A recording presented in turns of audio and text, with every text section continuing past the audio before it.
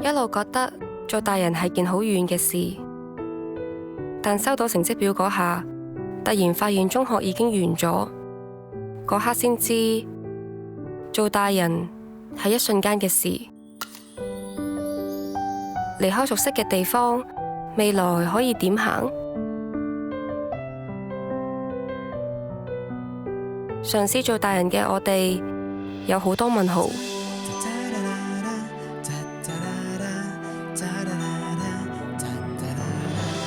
唯有跟住自己嘅節奏，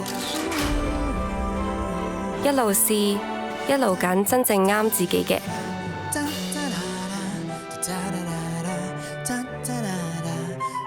慢慢發現，所有嘢都要俾時間去建立，每一步都係大人嘅證明。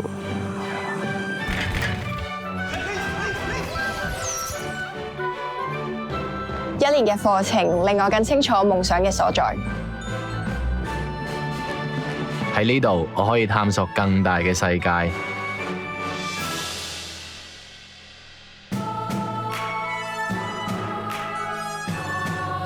基礎變得更穩，未來自然更 firm。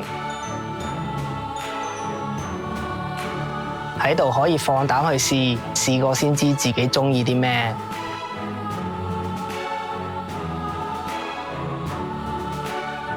點做大人，從來冇標準答案。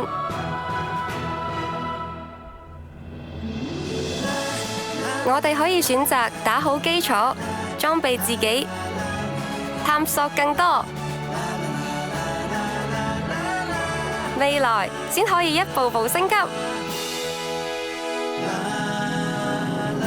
初級大人達成。